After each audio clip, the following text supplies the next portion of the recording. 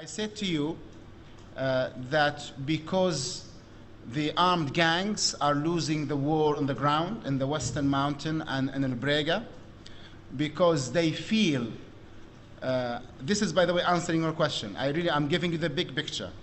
Because of the huge mass demonstrations that have been taking place in the last few weeks, because of the unprecedented support of the tribes of the west, middle, and south of Libya to the leadership, they are left only with lies, media attacks, and misinformation to boost, and this is the sad part of it, the morale of young men in the eastern part of the country. So they would continue their attack on El Brega and die in doing so. What is happening is this: they have been defeated heavily everywhere. They know that even if they gain ground for 1 day, 2 days, or even a week, that ground is going to be won back by the Libyan armed forces easily once NATO's attack soften. This is frustrating for the National Council of the traitors in Benghazi, and they find it very difficult to recruit people. So the only way to do it, and I said this, I said there are gonna be lies and lies to recruit people.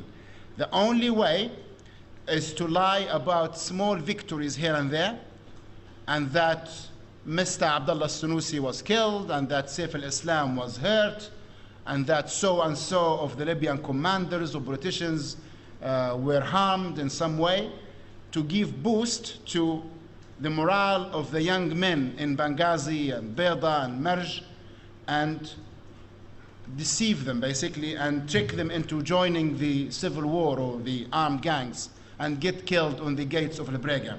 It's very sad, but this is the case. We gave you figures of the number of people who were killed on El Brega. The young Libyan men are being killed near El Brega every day, in their dozens. And this is the saddest thing that I have to announce. And in the east part of the country, this information is not given to the people there. So some keep sending their kids to the war front, believing that the Brega will fall and then Tripoli will fall and they will be victorious. The truth of the matter is, we are very powerful, we are very strong as a government, as a state. We are not falling apart. We are able to perform every single duty a legitimate government should perform, from opening the smallest school in the smallest city to opening the big factories to ministries, while in the east they cannot have one single school operating. We are powerful, we are strong, and we are not just relying on our armed forces. And this is the information that NATO and the West, through you, should know. Our power is not just in the armed forces. You need to know that it's in the tribes and the masses who are rallying behind the legitimate government of this country. That is why, even if NATO's attacks continue for months upon months upon months, it will not succeed. As a matter of fact, as NATO kills more people, and this is unfortunate that this is taking place, and as the rebels, the armed gangs, kill more people, and more people are killed in the confrontations, more tribes join the fight, and tribes going back on the government becomes impossible, because what happens, it doesn't remain a political fight. It loses even its political face. It becomes a social honor fight. When a Libyan tribe loses, say, 50 of its young men in the fight against NATO and against the armed gangs, NATO has lost this tribe forever. This is the knowledge that doesn't get to NATO and to the West. that they have long alienated the Libyan people from any possible NATO operation. And it's what we believe in our culture, martyrs do. This is exactly what martyrdom means to us as Muslims. When someone becomes a martyr, his blood becomes the power by which you fight and you become victorious. And God knows NATO and the armed gangs gave us enough blood of the martyrs for us to keep fighting till the day of judgment. NATO, you are losing, you will lose. The armed gangs in the Western Mountain and the east part of the country, you have no future in Libya. You have lost it, admit it. You need NATO to be with you, covering you, protecting you, bombing for you, rocketing for you all the time. And NATO cannot do that all the time. They will stop. And then what will you do? If you do not come to the negotiation table and talk and find a peaceful way out of this, you have no future in Libya. You'll have to run away from Libya. Gaddafi will not leave Libya. He will not leave his position as the honorable, dignified, courageous, brave leader of this beautiful nation. You are the ones who will have to leave. Unless you come and speak to us, then we will have some sort of understanding and we will move the country forward. Otherwise, I have news for you, both NATO and the rebels, you have lost the war. You see, we have to find a way so that you will never misunderstand the leader's speeches ever again. I don't know how, but maybe we should have an immediate meeting after the leader speak. Absolutely, because this has been a problem for us. The leader did not say that. The leader said that we should have negotiation, or talk, not negotiation. He said talk, we should talk. But he said, not me. He said, I will never speak to these people. He said, this matter is left to these people you see on the TV screen, meaning the Libyan masses. The Libyan people are the ones who can have talks with the rebels if they want to, and whatever they decide, the Libyan people, that him as a leader will follow. But he said for him, as an honorable, dignified leader who fought against NATO, against the armies of the West, it's not his level, it's not his position to talk to some thieves and traitors of this country. But the Libyan people, because it's their future, they can do that if they want. And he actually said, do that. He said, he encouraged the masses. He said, talk to these people and try to talk sense into them and stop this violence.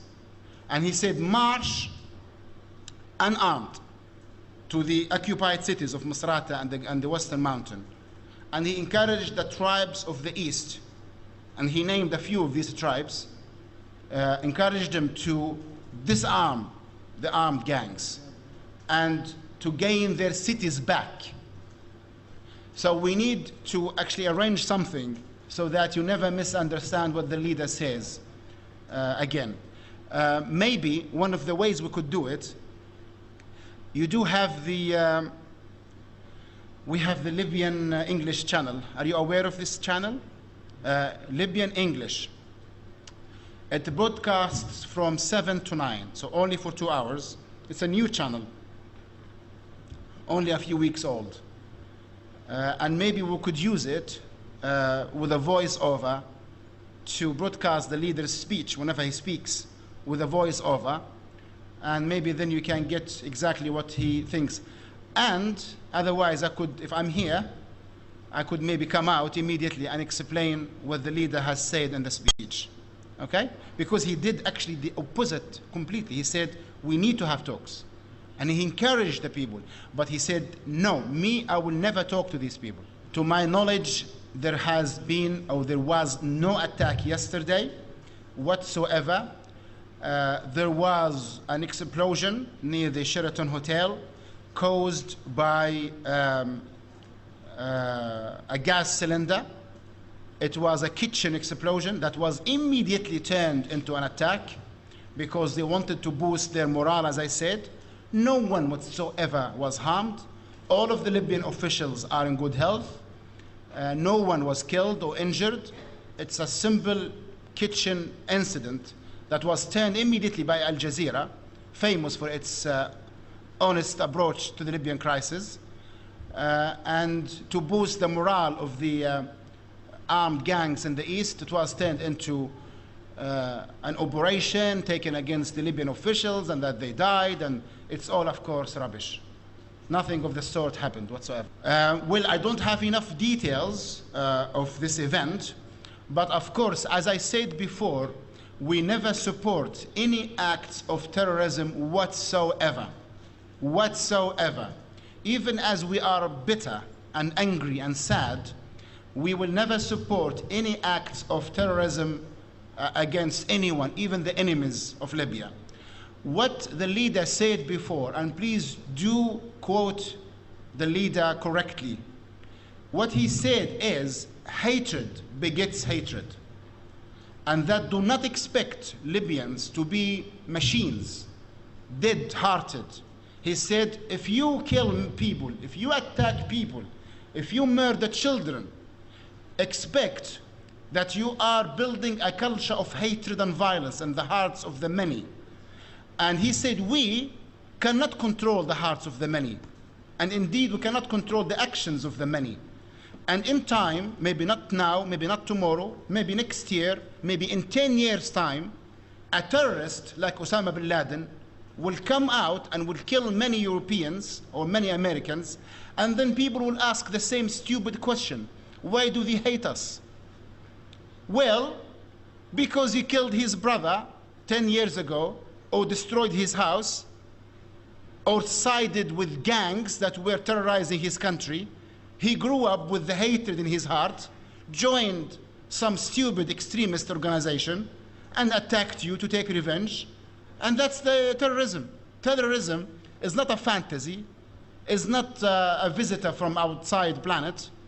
Terrorism is something you build with your own hands, and you look after it, and you make it grow. And this is what NATO is doing now, is planting terrorism in the hearts of many. And this is unfortunate and sad.